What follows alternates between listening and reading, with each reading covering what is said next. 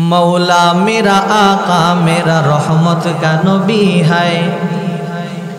मौला मेरा आका मेरा रहमत का नबी है। सरकार मदीना है व माहे अरबी है। जुल्फत में मिले किसको आली नसबी है। तो फख्रे रसूल हाशिमी ओ मुत्तलबी है। ऐ शाहान जहां सब है तेरे दिल की सवाली। ऐ शाहान जहां सब है तेरे दिल की सवाली। वो दिल नहीं जो दिल हो तेरे इश्क से खाली। जब तुझसे वो ताइफ के शरीरों ने जफा की। उस जौर जफाही के अवज़ तूने दुआ की। लिल्लाही जरा देखना अब चश्मे करम से। लिल्लाही जरा देखना अब चश्मे करम से। आसी हूँ मेरा रिश्ता है फिर शाहे उमम से। अफसोस के बुसरू रहा हो तेरे हरम से। खाली है मेरे हाथ भी दीनारो दिरहम से। ऐ बाद सबा सूए मदीना जो गुजर हो। ऐ बाद सबा सूए मदीना जो गुजर हो।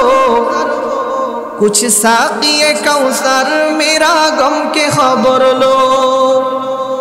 ऐ तर्के वतन सुन्नत महबूब इलाही।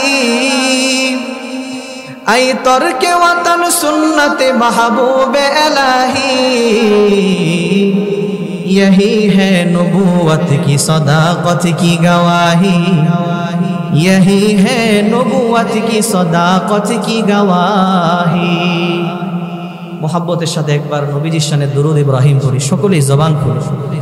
अल्लाहुम्मा सल्लि अला मुहम्मद व अला आलि मुहम्मद कमा सल्लैता अला इब्राहिम व अला आलि इब्राहिम इन्नका हमीदुम मजीद। अल्लाहुम्मा बारिक अला मुहम्मद व अला आलि मुहम्मद कमा बारकता अला इब्राहिम व अला आलि इब्राहिम इन्नका हमीदुम मजीद। बलगल उला बि कमालिही कशफत दुजा बिजमालिही हसनत जमीउ खिसालिही सल्लु अलैहि व आलिही। मेरे जनाजे पे रोने वालों करीब में हो बगूर देखो। मेरे जनाजे पे रोने वालों करीब में हो बगूर देखो। मरा नहीं हो गमे नबी में। लिबासे हस्ती बदल गया है। बलगल उला बि कमालिही कशफत दुजा बिजमा। तो शुरूतेई बोलबो आपनादेरके एकटा कथा, सेटा हलो जे आपनारा कथार एकटु जवाबगुला जोड़े जोड़े दिबेन। जेटा जिगाबो एकटु जोरे आवाज दिए दिबेन, ताहले आमार बोलते एकटु सहज होबे। सहयोगिता करते राजी आछि तो? एटाও तो आसते बोललेन कि बारान्दार भाईरा राजी आছেন तो? আল্লাহ তাআলা আজকের ইন্তজামকে কবুল করুন বলেন আমিন। যারা উপস্থিত আছেন আল্লাহ কবুল করুন বলেন আমিন। যারা আসবে আল্লাহ তাদেরকেও কবুল করুন বলেন আমিন। যিনারা আয়োজন করেছেন সবাইকে আল্লাহ তাআলা এই মাহফিলকে উসিলা করে নাজাতের জরিয়া হিসেবে আল্লাহ কবুল করুন বলেন আমিন। এই পৃথিবীর মধ্যে যত মানুষ আল্লাহ বানাইছেন সৃষ্টি করছেন এই সমস্ত মানুষগুলা প্রথমত দুই প্রকার। কয় প্রকার? এই তো আসতে বললেন, একটু আওয়াজ দিয়ে বলেন কয় প্রকার? পিছনের বাইরা ঘুমাই গেছেন, আওয়াজ দিয়ে বলেন কয় প্রকার? দুই প্রকার। এক প্রকারের মানুষ এমন আছে যারা একটা কথাকে স্বীকার করে না, মানে না, বিশ্বাস করে না। সেটা হলো যে আমাদের একজন রব যে আছেন, বানানেওয়ালা আছেন, প্রভু আছেন, সৃষ্টিকর্তা আছেন, এটাকে তারা স্বীকার করে না, মানে না, বিশ্বাস করে না। তাদেরকে নাস্তিক বলা হয়। কথা ঠিক না বেঠিক? নাস্তিক বাদ দিয়া আরেকটা দল, যে মানুষ দুই দলের কথা বললাম, আরেকটা দল আছে যারা এই কথাটাকে মানে, স্বীকার করে, বিশ্বাস করে যে আমাদের রব একজন আছেন, বানানেওয়ালা একজন আছেন, সৃষ্টিকর্তা একজন আছেন। তাদেরকে আস্তিক্যবাদী বলা হয়। সম্মানিত হাজিরিন, যেই মানুষগুলা রব মানে না, আল্লাহ মানে না, সৃষ্টিকর্তায় বিশ্বাস করে না, এই মানুষগুলা তো রবকেই মানে না। সুতরাং মরণের পরে যে আরেকটা জগৎ আছে, ওই জগতে যে জান্নাত আছে, জাহান্নাম আছে, যেই মানুষটা রবকেই মানে না, স্বীকার করে না, এই মানুষটা মরণের পরে জান্নাত আর জাহান্নাম এটা স্বীকার করা, বিশ্বাস করার কোনো প্রশ্ন আসে কি? কথা বলেন না কেন? ও তো রবকেই মানে না। কথা ঠিক না বেঠিক? পক্ষান্তরে নাস্তিক যারা, তাদেরকে বাদ দিয়া দেন। নাস্তিক বাদে পৃথিবীর মধ্যে যত মানুষ আস্তিক্যবাদী, একত্ববাদী বলেন, দ্বিত্ববাদী বলেন, তিক্তবাদী বলেন, বহুত্ববাদী বলেন, যারা রব মানে, একজনকে মানুক, দুইজনকে মানুক, বহুজনকে মানুক, যারা সৃষ্টিকর্তা একজন আছেন এই কথাটাকে যারা মানে, বিশ্বাস করে, এই মানুষগুলা মরণের পরে জান্নাত আছে, জাহান্নাম আছে, কেউ বা স্বর্গ নামক জায়গা বিশ্বাস করে, কেউ বা নরক নামক জায়গা নামক বিশ্বাস করে। আছে না নাই ভাইয়েরা আমার? যেমন আমাদের দেশে কিন্তু অনেক ধর্মের লোক আছে। আমার কথাগুলো যদি মনোযোগ দিয়ে না শুনেন তাহলে সামনে বুঝতে কষ্ট হবে। শুরুর কথাগুলো মনোযোগ দিয়ে একটু শুনেন। আমাদের দেশে অনেক ধর্মের লোক আছে। হিন্দু বলেন, বৌদ্ধ বলেন, খ্রিস্টান বলেন, ইহুদি বলেন, নাসারা বলেন, চারান বলেন, আদিবাসী বলেন, যত ধর্মের লোক আছে এর ভিতরে একটা ধর্ম আছে হিন্দু ধর্ম। আছে না নাই? এই ধর্মের লোক মনে হয় এই অঞ্চলেও আছে। কি ভাই, আছে না? আপনারা দেখবেন এরা তো অনেকজনকে প্রভু মানে, হাজার লাখো প্রভু মানে, তারা দেবদেবতাকে পূজা করে, অনেকজনকে প্রভু মানে, শিরকি কাজ করে, 12 মাসে 13 পূজা করে। আছে না নাই? কখনো লক্ষ্মী, কখনো সরস্বতী, কখনো দুর্গা, কিংবা কখনো কালী। কিন্তু এরা অনেকজনকে রব মানলেও, প্রভু মানলেও, এদের যত ধর্মীয় বিশ্বাস আছে আপনারা যদি একটু খেয়াল করেন তাহলে দেখবেন এদের ধর্মের একটা লোক যখন মারা যায়, এই লোকটারে তারা চিতায় নিয়ে আগুন দিয়া পোড়ায়া দেয়। আছে না নাই? যদি জিজ্ঞেস করা হয় ভাই কেন পোড়ায়া দাও, তো এই ভাইগুলা জবাব দিবে যে আমাদের ধর্মীয় যত বিশ্বাস আছে এর ভিতরে একটা বিশ্বাস হলো, আমরা যখন দুনিয়াতে থাকি তো চলতে যাইয়া আমাদের ইচ্ছায় অনিচ্ছায় আমাদের প্রভুদের সাথে অনেক ভুল ভ্রান্তি বেয়াদবি হয়।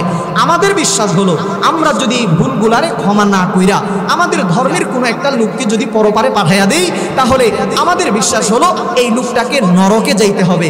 এই জন্য আমরা আমাদের ধর্মের একজন লোক যখন মারা যায়, এই লোকটারে চিতায় নিয়া আগুন দিয়া পুড়াইয়া ওর জীবন চলার পথের ভুল ভ্রান্তিগুলা ক্ষমা করে তাকে আমরা স্বর্গে পাঠাইয়া দেই। নাউজুবিল্লাহ বলেন। ভাইয়েরা আমার, এটা হলো তাদের ধর্মীয় বিশ্বাস। এবার আমি আপনাদেরকে জিজ্ঞাসা করতে চাই, ভাইয়েরা আমার, আমার সামনে যারা উপস্থিত আছেন একটু আওয়াজ দিয়া বলবেন আমাদের ধর্মের নাম কি? আমাদের রব কয়জন? আরে আওয়াজ করে বলেন কয়জন? তিনি কে? হায়াতের মালিক কে? এ মুসলমান, রবের নাম লইতে কষ্ট লাগে আপনাদের? আওয়াজ দিয়া বলেন আমাদের রব কে? হায়াতের মালিক কে? মওতের মালিক কে? সমস্ত কুদরতের ক্ষমতার মালিক একজন, তিনি কে?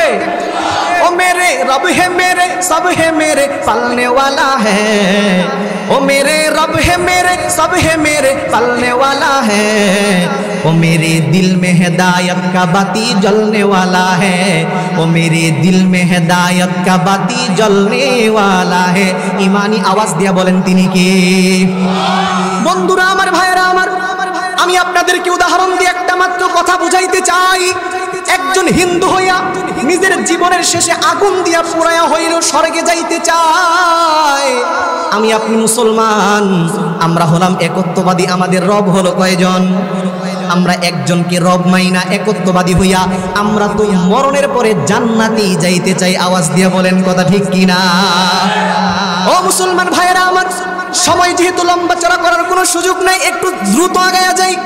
আল্লাহ পাক রব্বুল আলামিন তাম তামাম সৃষ্টি জগতের ভিতরে যত জায়গা আল্লাহ বানাইছেন, এই সমস্ত জায়গাগুলোর মধ্যে আল্লাহ পাক রব্বুল আলামিন যত নাজ নিয়ামতের জায়গা আমার আপনার জন্য তৈরি করলেন, এর ভিতরে আল্লাহ জান্নাতের চাইতে উন্নত মানের কোনো জায়গা কিন্তু আল্লাহ তাআলা বানায় নাই। মুসলমান ভাইয়েরা আমার, সেই উন্নত মানের জান্নাতের ভিতরে কোনো মানুষ যদি যাইতে চায় ভাইয়েরা আমার, সেই জান্নাতে যদি কোনো মানুষ ঢুকতে চায়, একজন মানুষ ইচ্ছা করলেই কি তারে জান্নাতে যাওয়ার অনুমতি দেওয়া হবে নাকি ভাইয়েরা আমার? একজন মানুষ ইচ্ছা করলেই সেই উন্নত জান্নাতে যাইতে পারবে না ভাইয়েরা আমার। বিষয়টা আপনাদেরকে সুন্দর করে বোঝাবার জন্য উদাহরণ দেই। মনে করেন কোন একজন মানুষ, আমরা যখন আপনাদেরকে দিনের দাওয়াত দেওয়ার জন্য দেশের এক প্রান্ত থেকে আরেক প্রান্তে দৌড়াই, আমাদের সুবিধা অনুযায়ী কখনো গাড়িতে যাই, বাস গাড়িতেও যাই, প্রাইভেট কারেও যাই, নদী পথেও যাইতে হয়, ট্রেনেও যাইতে হয়, আবার সময় স্বল্পতার কারণে আকাশ পথেও যাইতে হয়। কি কথা ঠিক না? তো মনে করেন, আচ্ছা আমরা যে বিমানে ওয়াজ করি এটা আপনাদেরকে বুঝাইতেছি, একটা উদাহরণ দিই। আচ্ছা আমার পাশে আপনাদের আজকে মাহফিলের সম্মানিত সভাপতি সাহেব বসা আছেন, হুজুর বসা আছেন এখানে। মনে করেন আমি ঢাকা গুলশানে খেদমতরত অবস্থানের আগে চট্টগ্রামে থাকতাম। আমি ওখানে লেখাপড়া করছি, ওখানেই খেদমত ছিল। আমি অল্প সময় হলো 2-4 মাস ঢাকাতে শিফট করছি। তো এর আগে চট্টগ্রাম থেকে যখন প্রোগ্রামে আসতাম, সময় স্বল্পতার কারণে ম্যাক্সিমাম সময় ঢাকা থেকে চট্টগ্রাম কক্সবাজার ফ্লাইটে যাওয়া হয়তো, সময় অল্প থাকার কারণে। তো মনে করেন হুজুর তো সারা দেশের ভিতরে সফর করে, আপনারা তো জানেন। তো উনি মনে করেন আমাদের আজকের মাহফিলের সভাপতি সাহেব হুজুর ঢাকা থেকে চট্টগ্রামে যাবেন কোনো এক প্রোগ্রামে, উনি টিকিট করছেন 5000 টাকা দিয়া। টিকিট করার পরে ওনার হাতে টিকিট চলে আসছে। টিকিট হাতের ভিতরে আসার পরে টাকাও আপনি দিছেন, এরপরে আপনারা চাইলেই বিমানবন্দরে গেলে বিমানে উঠতে দেওয়া হবে কি? কথা বলেন, দিবে না? তার কারণ এয়ারওয়েজ কোম্পানিওয়ালাদের কিছু রুল জারি করা আছে, এই জিনিসগুলা বিমানে বহন করা যাবে না। এই জন্য বিমানবন্দরে যখন আমরা যাই, এয়ারপোর্টে ঢোকার আগে আমাদেরকে চেক করা হয়, আবার চেক করা হয়, আবার চেক করা হয়, কম্পিউটার দিয়ে চেক করে, ডিটেক্টর দিয়ে চেক করে কি দেখে? প্যাসেঞ্জারের লাগেজ বেগেজ বডির মধ্যে নিষিদ্ধ জাতীয় কিছু আছে কিনা। কি বলেন, কথা ঠিক কিনা? ঘড়িগুলা খুইলা নেয়, পায়ের জুতা খুইলা নেয়, সব কিছু নিয়ে নেয়, মোবাইল নিয়ে নেয়, মানিব্যাগ নিয়ে নেয়, সব কিছু চেক করে দেখে। কি দেখে? এয়ারওয়েজ কোম্পানিওয়ালাদের যে রুল জারি আছে, এই জিনিস বিমানে বহন করা যাবে না, এই জন্য চেক করে দেখে এই মানুষটার ভিতরে নিষিদ্ধ জাতীয় কিছু আছে কিনা। ও মুসলমান, আপনাদেরকে জিজ্ঞাসা করি, যদি নিষিদ্ধ জাতীয় কিছু ধরা পড়া যায়, তাহলে কিন্তু বিমানের সফর থাকে না বাতিল হয়? কথা বুঝলেন না মনে হয়? আওয়াজ দিয়ে বলেন সবাই, থাকে না বাতিল হয়? বন্ধুরা আমার, ভাইরা আমার, দুনিয়ার একটা বিমানের ভিতরে সফর করতে গেলে যদি আপনার চেক করা হয়, ও মুসলমান ভাইরা আমার, এরপরে চেক কইরা যদি আপনার লাগেজ বেগেজ বডির ভিতরে নিষিদ্ধ জাতীয় কিছু ধরা পড়ে, আপনার বিমানের সফর যদি বাতিল হয়ে যায়, শুধু বাতিল হয় না, এমনকি নিষিদ্ধ জাতীয় অপরাধমূলক কিছু ধরা পড়লে এই মানুষটাকে জেলখানায়ও যাওয়া লাগে। কথা ঠিক কিনা ভাইরা আমার? আমি আপনাদেরকে উদাহরণ দিয়ে বুঝাইতে চাই ভাইরা আমার, দুনিয়ার একটা বিমানের ভিতরে সফর করলেই যদি তার চেক করা হয়, এই মানুষটাই যখন এই জগৎটা ছাইরা পরজগতে যাইয়া রবের উন্নত মানের জান্নাতে যাইতে চাবে, অবশ্যই ওই বান্দাটাকেও চেক করা হবে। কথা বলেন ঠিক কিনা? চেক করে কি দেখবে? এই মানুষটারে ফেরেশতারা চেক করে দেখবে মাথা থেকে পায়ের তালু পর্যন্ত কোথাও কোনো গুনাহ আছে কিনা। কথা ঠিক কিনা? যদি চেক কইরা গুনাহ ধরা পড়া যায়, তাহলে কি হবে? জান্নাতের সফর, কথা বলেন না, থাকবে না, বাতিল হবে? বাতিল হয়ে যাবে। ও মুসল্লিয়ানে কেরাম, তো আমি আপনাদেরকে জিজ্ঞাসা করতে চাই, আমার সামনে যারা আছেন, অনেক যুবক ভাই বসা আছে, তোমরা সাদা দাড়িওয়ালা মুরব্বীর সংখ্যা অনেক বেশি, বাচ্চা শিশু যারা প্রাপ্তবয়স্ক, এখনো তাদের প্রতি শরীয়তের হুকুম জারি হয় নাই, এই শিশুদেরকে বাদ দিয়া একজন প্রাপ্তবয়স্ক মানুষকে এই কথা বলতে পারবেন, হুজুর আমি জীবনে কোনো গুনাহ করি নাই? কেউ আছেন গুনাহমুক্ত? কেউ আছেন? তো সবাই গুনাহগার নাকি? সবাই তো আমি আপনি গুনাহগার। সব কিছুর টাইম সিরিয়াল আছে, কিন্তু দুনিয়া থেকে বিদায় হয়ে চলে যাব, এই দুনিয়া থেকে বিদায় হয়ে চলে যাব, আজরাইল ধইরা নিয়ে যাবে, এটার জন্য কোনো টাইম আছে কি? কোনো সিরিয়াল আছে? কখন আসবে আজরাইল কোনো গ্যারান্টি আছে? ও ভাই, কত এলো কত গেল, কেউ তো ফিরা আইলো না, কেউ তো কারো বইলা যাবার সময়টুকুও পাইলো না। কথা ঠিক কিনা ভাইরা আমার? ও ভাই, আপনাকেও যে যাইতে হবে, আমাকেও যে যাইতে হবে, সবাইকে যে যাইতে হবে, তাও কি গেছেন ভুলিয়া যাইতে হবে ওই কবরে এই দুনিয়া ছাড়িয়া। কথা বলেন ঠিক কিনা? ইয়ার হবে কান্দিয়া এই দুনিয়ার লাগিয়া যাইতে হবে ওই কবরে এই দুনিয়া ছাড়িও ভাই। রঙিন রঙিন চশমা পরে দেখছো রঙিন দুনিয়া, কয়দিন আসো থাকবা কয়দিন হিসাবটা লও কষিয়া ভাই রে ভাই। 2 দিনের ওই বাহাদুরি সবই যাবে চলিয়া যাইতে হবে ওই কবরে এই। তো ভাই আমি আপনি গুনাহগার, এই মুহূর্তে যদি আজরাইল ধইরা নিয়ে যায় পরকালে চেকের মধ্যে ধরা খাইয়া যাবো না বাবাজিরা? তাহলে জান্নাতে যাবো কেমনে? তাহলে বলেন এই নিঃশ্বাস থাকা অবস্থায় যে গুনাহগুলা করছি এগুলাকে ক্লিন করার, ফ্রেশ করার, স্বচ্ছ করার, আল্লাহ থেকে ক্ষমা নেওয়ার দরকার আছে না নাই? সবাই আওয়াজ দিয়ে বলেন আছে না নাই? বন্ধুরা আমার, ভাইরা আমার, কোন মানুষ যদি তার জীবনের গুনাহগুলা মাফ করাইতে চায়, এই মানুষটার যত তরিকা দুনিয়ার মধ্যে পদ্ধতি আছে ভাইরা আমার, এর মধ্যে সবচেয়ে উন্নত মানের তরিকার পদ্ধতি হলো তওবা এবং ইস্তিগফার। আল্লাহর কাছে ক্ষমা চাইতে হবে, রবের কাছে ক্ষমা চাইয়া গুনাহ থেকে ফিরে আসতে হবে। আল্লাহর কাছে ক্ষমা চাওয়া ছাড়া আল্লাহর কাছ থেকে ক্ষমা নেওয়ার কোনো রাস্তা খোলা নাই। কথা ঠিক কি না? এই জন্য বন্ধুরা আমার, ভাইরা আমার, আল্লাহর কাছে খাটি দিলে তওবা করেন, ক্ষমা চান। জীবনে যত অপরাধ হয়েছে এখন আজকের এই মাহফিলে সবাই মুনাজাত করে আল্লাহর কাছে ক্ষমা চাইয়া যাবো, ঠিক আছে ইনশাআল্লাহ? জীবনে গুনাহ করব না। যদি কোনো বান্দা দিল থেকে আল্লাহর কাছে ক্ষমা চায়, আল্লাহ পাক রব্বুল আলামিন কুরআনুল কারীমের ভিতরে ঘোষণা করে দিলেন, ইল্লা মান তাবা ওয়া আমানা ওয়া আমিলা আমালান সলিহা ফাউলাইকা ইউবাদদিলুল্লাহু সাইয়্যাতিহিম হাসানাত ওয়া কানাল্লাহু গফুরুর রহিমা। একবার জবান খুলে জোরে বলেন না আল্লাহু আকবার। আল্লাহ পাক রব্বুল আলামিন বলেন, যারা খাঁটি দিলে আল্লাহর কাছে ক্ষমা চায়, আল্লাহ পাক রব্বুল আলামিন ওই বান্দা যখন আল্লাহর কাছে ক্ষমা চায় গুনাহ থেকে ফিরে আসে। যুবক ভাইরা ভালো করে শুনো, এরপরে ভালো কাজ করে, নেকির কাজ করে, আল্লাহ পাক রব্বুল আলামিন ওই বান্দার সমস্ত গুনাহ খাতা মাফ করে দেয়। শুধু তাই নয়, আমার আল্লাহ ওই বান্দার ওই গুনাহগুলা নেকি দ্বারা বদলায়া দেয়। সুবহানাল্লাহ। বন্ধুরা আমার, ভাইরা আমার, আল্লাহ পাক রব্বুল আলামিন ঘোষণা করলেন, ইল্লা মান তাবা ওয়া আমানা ওয়া আমিলা আমালান সলিহান ফাউলাইকা ইউবাদদিলুল্লাহু সাইয়্যাতিহিম হাসানাত ওয়া কানাল্লাহু গফুরুর রহিমা। আল্লাহ তাআলা বলেন, যারা তওবা করে এবং সৎকর্ম অবলম্বন করে, ভালো কাজ করে, আল্লাহ তাআলা এই মানুষগুলার তামাম জিন্দেগির গুনাহগুলা ক্ষমা করে। শুধু তাই নয়, আল্লাহ তাআলা ওই বান্দার গুনাহগুলা আল্লাহ নেকি দ্বারা বদলায়া দেয়। জবান খুলে পড়েন সুবহানাল্লাহ। আল্লাহ পাক রব্বুল আলামিন কত বড় ক্ষমাশীল ভাইরা আমার। মনে করেন আপনাদের এই মাহফিলের অতিথি যিনি চেয়ারম্যান সাহেব যিনি আসলেন, এই চেয়ারম্যানের বিরুদ্ধে যদি অন্যায়ভাবে কোনো মামলা হয়, আদালতের ভিতরে নেওয়ার পর উনি যখন নির্দোষিত প্রমাণ হয়ে যাবে, ভাইয়েরা আমার, আপনারা বলুন তো দেখি, নির্দোষিত প্রমাণ হওয়ার পর ওনাকে জেলখানায় দিবে না সসম্মানে মুক্তি দিয়ে দিবে? সসম্মানে মুক্তি দিবে না? কিন্তু সসম্মানে মুক্তি দিলে কি হবে? আমাদের বাংলাদেশের নিয়ম হলো, আমাদের বাংলাদেশের আদালতের ভিতরে একটা রেজিস্ট্রেশন খাতা আছে। আদালত তাকে মুক্তি দিয়া দিলেও সেই আদালতের রেজিস্টার খাতার ভিতরে সেই মামলার রেকর্ডটা কিন্তু ঠিকই থাইকা যায়। কথা ঠিক কিনা ভাইয়েরা আমার? কিন্তু আমার আসমান জমিনের মালিক আল্লাহ, বলেন আল্লাহু আকবার। এমন এক ক্ষমাশীল, এমন এক ক্ষমাশীল, তার কোন বান্দা গুনাহ করছে, গুনাহ করতে করতে পাহাড় সমপরিমাণ গুনাহ করছে ভাইরা আমার, কিন্তু যেই মুহূর্তের ভিতরে আল্লাহ পাকের কাছে নীরব অ্যাপ্লিকেশন জমা দেয়, এলাহি গর কে দরিয়ায়ে গুনাহাম তুমি দানি ওয়া খুদ হাসতি গওয়াহাম গুনাহে বে আদদ রাবার বসতাম হাজারো बार तौबा से खस्ताम जिस घड़ी निकले बदन से मेरी जा कलमाए तौहीद हूँ विरदे ज़बा एकाएक इश्क़ ने मुझको जगाया, जगा कर सु मुसीबत में फसाया।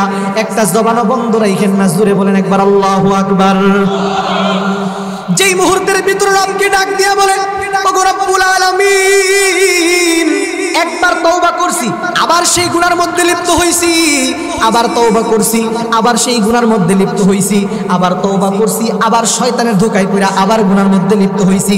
ওগো মালিক, আর গুনাহ করব না, আমার তামাম জিন্দেগির গুনাহগুলা ক্ষমা কইরা দাও। আল্লাহর পয়গম্বর বলেন আমার আল্লাহ কেমন ক্ষমাশীল, ওই বান্দার তামাম জিন্দেগির গুনাহগুলো ক্ষমা করে, শুধু তাই নয় ওই গুনাহগুলা আমার আল্লাহ নেকি দ্বারা বদলায় দেয়, শুধু তাই নয় আমার আল্লাহ ওই গুনাহ লেখার যে আমলনামার রেজিস্ট্রেশন খাতা আছে ওই গুনার রেকর্ডটা পর্যন্ত মুইসা দেয়, শুধু তাই নয় আল্লাহর পয়গম্বর বলেন যেই ফেরেশতা ওই ব্যক্তির গুনাহ লিখছে আমার আল্লাহ ওই ফেরেশতার স্মৃতি থেকে তার গুনার কথাটা ভুলাইয়া দেয়, যাতে কিয়ামতের ময়দানে আল্লাহর সামনে দাঁড়াইয়া ওই ব্যক্তির বিরুদ্ধে মামলা দায়ের করতে না পারে। জোরে বলেন সুবহানাল্লাহ। সে ঘোষণা আল্লাহ পাক রব্বুল আলামিন বলে দিলেন ফাকুলতু আস্তাগফিরু রাব্বাকুম ইন্নাহু কানা গাফফারা।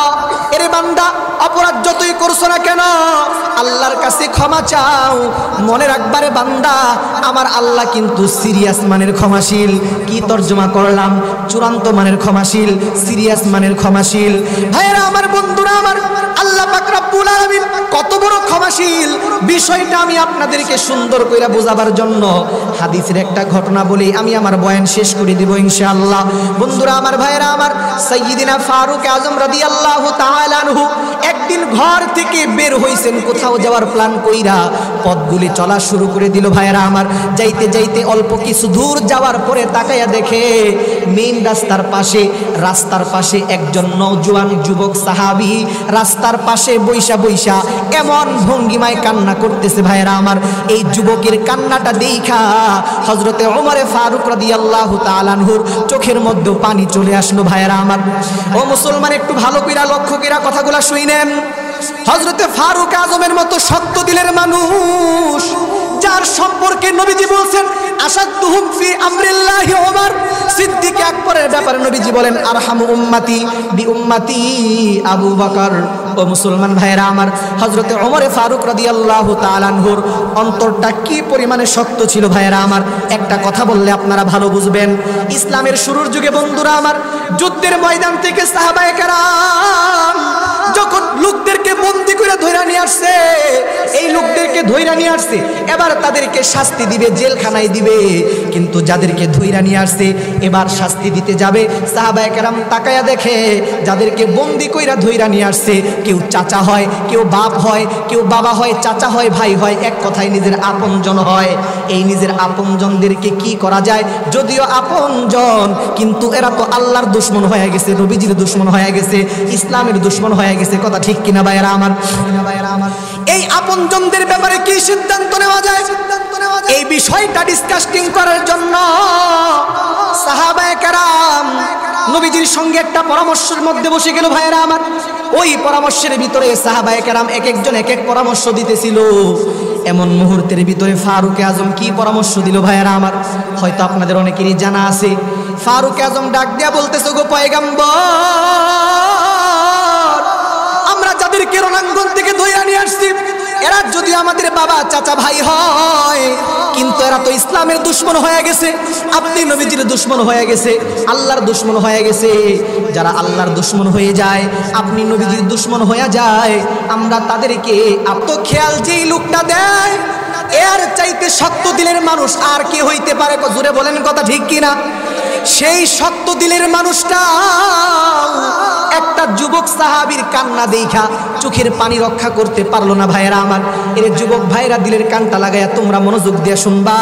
ফারুক আজমের চোখের মধ্যে পানি চলে আসলো। ভাইয়েরা আমার, ফারুক আজম হাঁটি হাঁটি পা পা কইরা যুবকের কাছে চলে যায়, বলতেছে, এরে যুবক, তুমি এইভাবে কেন কান্নাকাটি করো? কোন জিনিস তোমারে কাঁদায়? যুবক কান্দে ডাক দিয়া বলে, ভাই ওমর, এমন একটা অপরাধের কাজ করছি, এমন একটা গুনার কাজ করছি, আমার মন বলে এই জাতীয় অপরাধ মনে হয় দুনিয়ার মধ্যে আর কেউ করে নাই। আমার মন বলে এই জাতীয় অপরাধের কোনো ক্ষমা মনে হয় দুনিয়ার মধ্যে হবে না। ওমর ডাক দেয়া বলতেছে, রে যুবক, আমার আল্লাহ তো বহুত বড় দয়ার সাগর, করুণার আধার, সুতরাং তোমার গুনাহ আল্লাহ ক্ষমা করবে না এটা বলা যায় না, তুমি একটু শান্ত হয়ে যাও। যুবকটা কান্দে ডাক দিয়া বলে, ভাই ওমর, সত্যি যদি তুমি আমারে শান্ত করতে চাও তাইলে একটা কাজ করো, আমাকে একটু নবীজির দরবারে নিয়ে যাও, পয়গম্বরকে দিয়া আমার গুনাহ মাপের একটু সুপারিশ করাও, তাহলেই ক্ষান্ত হব, শান্ত হব, অন্যথায় আমি আর শান্ত হতে চাই না। ওমর ডাক দিয়া বললেন, ইমশি মাই, আচ্ছা আমার সাথে চলো, তোমারে নবীজির দরবারে নিয়ে যাই। যুবককে সঙ্গে করে ওমর রওনা করে দিছে। নবীজির দরবারে যাওয়ার পর ওমর যুবককে ডাক দেয়া বলতেছে, রে যুবক, ইনতাদিরিসা, একটু অপেক্ষা করো, আমি নবীজির কাছে একটু আগেই যাই, আগে যাওয়ার পর নবীজির মন মানসিকতার একটু দেখে আসি। ওমর যেই মুহূর্তে নবীজির সামনে গেছে ওই মুহূর্তে ওমরের চোখ দিয়া গড়গড় করে পানিগুলা পড়তেছিল। ভাইরা আমার, নবীজি ডাক দেয়া বলে, রে ওমর, তুমি কেন কান্দো, কোন জিনিস তোমারে কাঁদায়? ওমর ডাক দেয়া বলে, নবীজি, আপনার একজন নওজোয়ান যুবক সাহাবীর কান্না দেখা আমার চোখের মধ্যে পানি চলে আসছে গো পয়গম্বর। নবীজি ডাক দেয়া বলে, ওমর রে, কেন সে কান্দে, কোন সেই যুবক? ওমর ডাক দেয়া বলতেছে, নবীজি, তারে আপনার দরবারে নিয়ে আসতে, সামনে হাজির করতে চাই, বলে নিয়ে আসো। যুবককে যেই মুহূর্তে নবীজির সামনে হাজির করা হলো, এবার যুবক নবীজির সামনে দাঁড়ায়া দাঁড়ায়া কান্নাকাটি করে। নবীজি ডাক দেয়া বলে, রে যুবক রে, তুমি এইভাবে কেন পাগল পারা হইয়া কান্নাকাটি করো? যুবক ডাক দেয়া বলো, গো পয়গম্বর, এমন একটা অপরাধ করেছি, আমার মন বলে এই জাতীয় অপরাধ মনে হয় দুনিয়ার মধ্যে কেউ করে নাই গো পয়গম্বর। আমার মন বলে এই জাতীয় অপরাধের মনে কোনো ক্ষমাও হবে না। নবীজি ডাক দিয়া বললেন, রে যুবক, তুমি এমন কি অপরাধের কাজ করছো? তোমার অপরাধটা কি আল্লাহ পাকের সৃষ্টিকুলের চাইতেও বড় হবে নাকি? যুবকটা বুক ফাটা কান্না বলে ডাক দিয়ে বলতেছে, নবীজি, আমার মন বলে আমি যে অপরাধের কাজটা করছি আমার অপরাধটা মনে হয় আল্লাহর সৃষ্টিকুলের চাইতেও বড় হবে। আল্লাহু আকবার বললেন না যে আপনারা? আরে জোরে কোন না, আল্লাহু আকবার, আল্লাহু আকবার। নবীজি আশ্চর্য হয়ে আবার জিজ্ঞেস করলেন, এরে যুবক, এমন কি অপরাধের কাজ করছো? তোমার অপরাধটা কি আল্লাহর আরশের চাইতেও বড় হবে? যুবকটা কান্দে ডাক দিয়া বলে, ওগো পয়গম্বর, আমি যে অপরাধের কাজটা করেছি আমার মন বলে আমার অপরাধটা মনে হয় আল্লাহর আরশের চাইতেও বড় হবে। নবীজি আশ্চর্য হয়ে আবার জিজ্ঞেস করে, যুবক, এমন কি অপরাধের কাজ করছো? তোমার অপরাধটা কি আল্লাহর দয়ার চাইতেও বড় হবে? যুবকটা বুক ফাটা কান্না করে ডাক দিয়ে বলে, নবীজি, আমার অপরাধটা মনে হয় আল্লাহর দয়ার চাইতেও বড় হবে। বিশ্বনবীজি আশ্চর্য হয়ে যুবককে বলতেছে, রে যুবক, হাল কতালতা নাফসা, তুমি মনে হয় কাউরে খুন কইরা আসছো? যুবকটা কান্দে আর বলে, নবীজি, কাউরে খুন করি নাই। নবীজি আবার বলতেছেন, হাল আশরাকতা বিল্লাহ, তুমি মনে হয় শিরিকের গুনাহ করছো? যুবক কান্দে আর বলে, নবীজি, শিরিকের গুনাহও করি নাই। নবীজি আশ্চর্য হয়ে গেলেন, ডাক দিয়া বলে, রে যুবক, তুমি শিরিকের গুনাহও করো নাই, কাউরে খুনও করো নাই।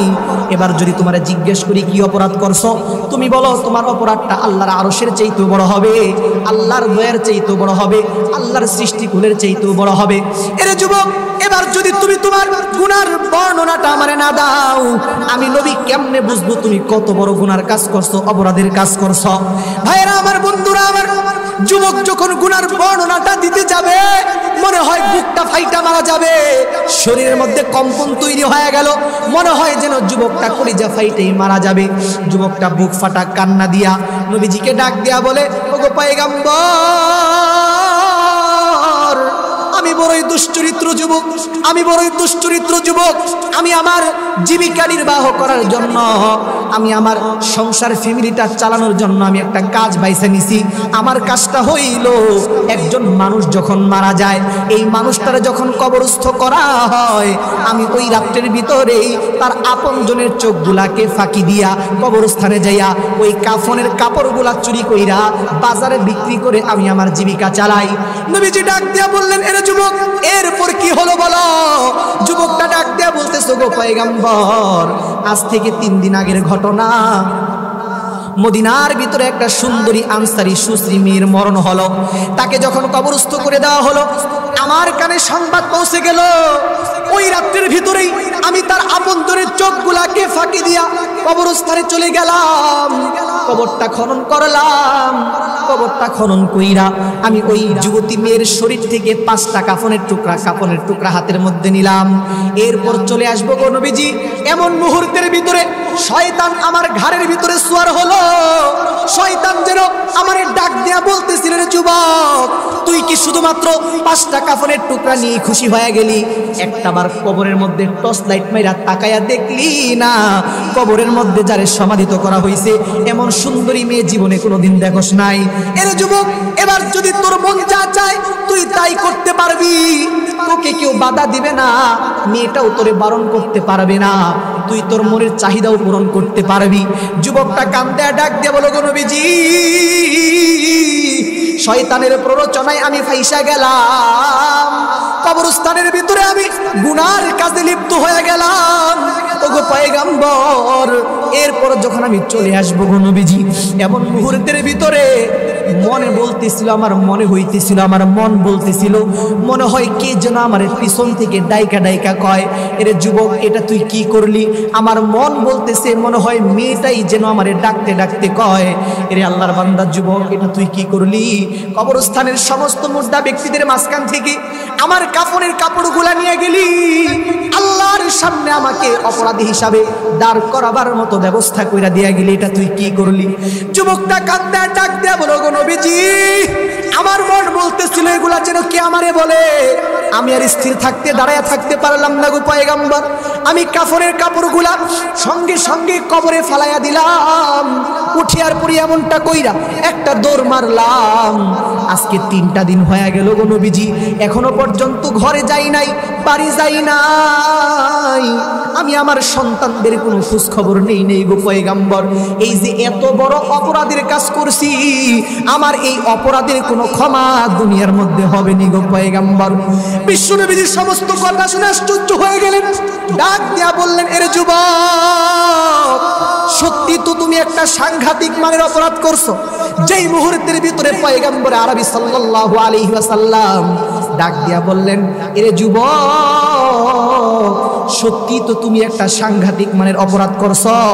এই কথাটা শোনার সঙ্গে সঙ্গে যুবক সাহাবী ভয় পাইয়া নবীজির সামনে থেকে দৌড় মেরা পালাইয়া গেছে। ভাইয়েরা আমার, ও মুসলমান, লম্বা ঘটনার দিকে যাইতে চাই না, একটু সংক্ষিপ্ত করে আপনাদেরকে বলি। যুবকটা দৌড় মাইরা নবীজির সামনে থেকে পালিয়ে যাওয়ার পর 1 দিন 2 দিন সপ্তাহ পার হয়ে গেছে। সপ্তাহ পার হয়ে 1 মাস পার হয়ে 40 দিন যেদিন পূর্তি হলো, আমার আল্লাহর পক্ষ থেকে হযরতে জিবরাইল আলাইহিস সালাতু ওয়াস সালাম মেসেজ নিয়ে পয়গম্বরের দরবারে হাজির হয়ে গেলেন। একবার জোরে বলেন না সুবহানাল্লাহ। বন্ধুরা আমার, ভাইরা আমার, জিবরাইল আলাইহিস সালাতু ওয়াস সালাম নবীজির দরবারে হাজির হওয়ার পর ডাক দিয়া বলতেছে, গো পয়গম্বর, আল্লাহ পাক রব্বুল আলামিন আপনাকে সালাম জানাইছেন। 3টা প্রশ্ন করার জন্য আপনার দরবারে আমারে পাঠাইলেন। 1 দিন 2 দিন 3 দিন সপ্তাহ পার হয়ে মাস 40 দিন পার হওয়ার পর আল্লাহর পক্ষ থেকে জিবরাইল আমিন ওহী নিয়ে আসছে। সুবহানাল্লাহ পড়েন আপনারা। 40 দিন পর যখন ওহী নিয়ে জিবরাইল আমিন চলে আসলো, ভাইরা আমার, নবীজির দরবারে হাজির হয়ে বলতেছে, গো পয়গম্বর, আল্লাহ পাক রব্বুল আলামিন আপনার দরবারে পাঠাইলেন 3টা প্রশ্ন করার জন্য। কয়টা প্রশ্ন? 3টা প্রশ্ন করার জন্য। 1 নাম্বার প্রশ্ন হলো, ভাইরা আমার, জিবরাইল আমিন ডাক দিয়ে বলতেছে, গো নবীজি, 1 নাম্বার প্রশ্ন হলো, আল্লাহ পাক রব্বুল আলামিন জিজ্ঞেস করতে বললেন, তামাম পৃথিবীর সমস্ত সৃষ্টিগুলারে কে বানাইছে? আপনি বানাইছেন না আল্লাহ বানাইছে?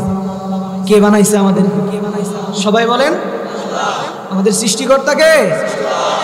নবীজি মুস্কি হাসি দিয়া ডাক দিয়ে বলো, গো জিবরাইল, কেমন প্রশ্ন করো? সমস্ত সৃষ্টিগুলাকে আল্লাহ বানাইছেন, আমাকেও তো সৃষ্টি আমার আল্লাহ করেছেন। সুবহানাল্লাহ। জিবরাইল আমিন 2 নাম্বার প্রশ্ন করতেছে, ভাইরা আমার, ওগো পয়গম্বর, রব্বে কারীম জিজ্ঞেস করতে বললেন, সমস্ত সৃষ্টিগুলার খাদ্য আর রিজিকের দায়িত্ব কার হাতে? আপনার হাতে না আল্লাহর হাতে? কার হাতে ভাইরা আমার? নবীজি ডাক দিয়া বলো, গো জিবরাইল, কেমন প্রশ্ন করো? সমস্ত সৃষ্টিকুলের সবগুলার খাদ্য রিজিকের দায়িত্ব আল্লাহর হাতে, আমাকেও তো রিজিক আমার আল্লাহ দান করেন, বলেন সুবহানাল্লাহ। জিবরাইল ডাক দিয়া বলতেছে, গো পয়গম্বর, 3 নাম্বার প্রশ্ন করার জন্য আল্লাহ বললেন, সমস্ত সৃষ্টিকুলের সবগুলাকে কে ক্ষমা করেন? আপনি ক্ষমা করেন না আল্লাহ ক্ষমা করেন? নবীজি ডাক দিয়া বলো, গো জিবরাইল, কেমন প্রশ্ন করলা? সমস্ত সৃষ্টি জগতের সবগুলাকে আল্লাহ ক্ষমা করেন, আমাকেও তো আমার আল্লাহ ক্ষমা করেন, সুবহানাল্লাহ। জিবরাইল ডাক দিয়া বলো, গো নবীজি, যদি তাই হয় তাহলে আজ থেকে 40 দিন পূর্বে আপনার দরবারে আপনার একজন নওজোয়ান যুবক সাহাবী আসছিল তার গুনাহ মাফের সুপারিশ করানোর জন্য, আপনি কি তার কোনো খোঁজ খবর রাখেন কিনা? বলে না। কয় চলে গেছে কেন সেটা জানেননি? বলে তাও তো খোঁজ নেই নাই। কয় গো পয়গম্বর, আপনি যেই মুহূর্তের ভিতরে ওই যুবকের সমস্ত গুনার কথাগুলা শোনার পর আপনি যখন তারে বললেন, সত্যি তো তুমি একটা সাংঘাতিক মানের অপরাধ করছো, যুবকটা ভয় পায়া গেছে। কারণ যুবকের জানা আছে পয়গম্বরগণ হলেন মুস্তাজাবুদ দাওয়াত, তাদের জবান থেকে যেই কথাগুলা বের হয় এগুলা তো আল্লাহর দরবারে কবুল হয়ে যায়।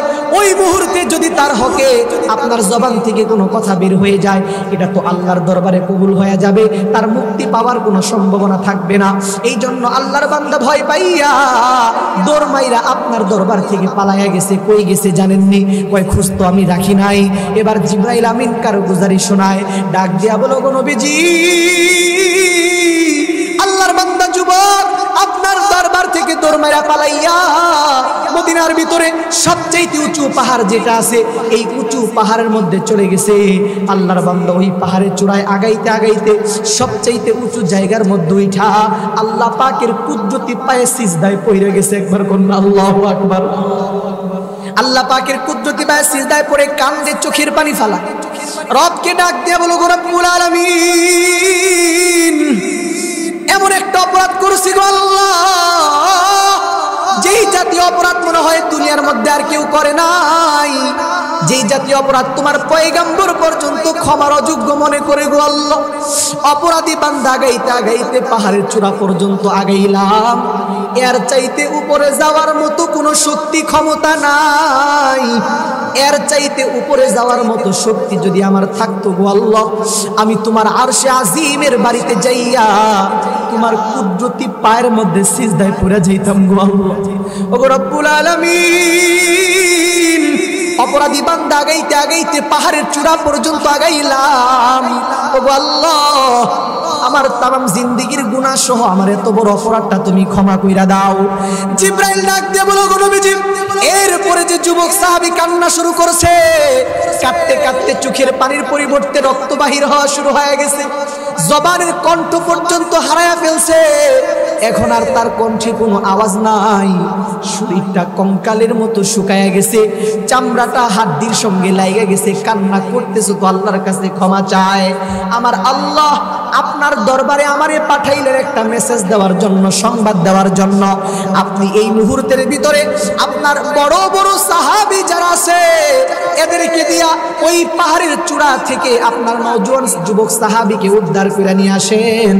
এরপরে ওগো নবীজি, আপনি আপনার জবান দ্বারা এইভাবে ওই সাহাবীকে, নওজোয়ান সাহাবীকে আল্লাহর পক্ষ থেকে জানাইয়া দেন, আল্লাহ পাক রব্বুল আলামিন ওই যুবক সাহাবীর এত বড় অপরাধটাও ক্ষমা কইরা, তার তওবাকে কবুল কইরা, তার জিন্দেগীর গুনাহ ক্ষমা কইরা তার জন্য নাজাতের ফয়সালা করে দিয়েছেন।